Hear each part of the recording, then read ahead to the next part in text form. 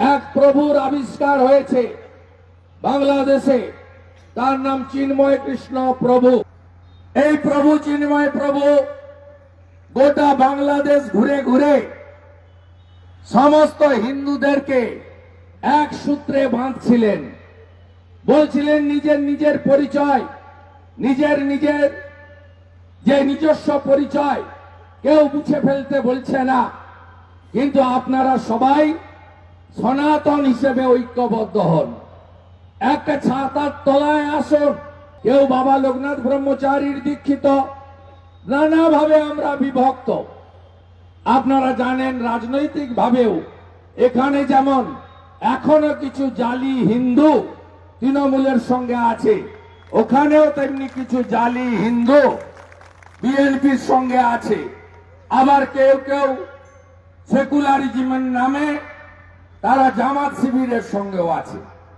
সনাতন পরিষদ তৈরি করে সেখানে প্রভু চট্টগ্রামে কয়েক লক্ষ মানুষের সমাবেশ, রংপুরে কয়েক লক্ষ হিন্দুদের সমাবেশ, জয় শ্রীরামের ধ্বনি এবং ধ্বজের উত্থান ঘটিয়েছেন।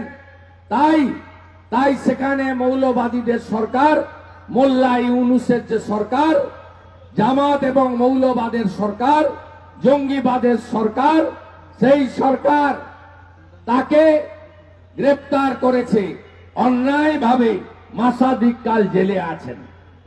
তার গ্রেপ্তারের পরে আপনারা আমাদের আন্দোলন দেখেছেন।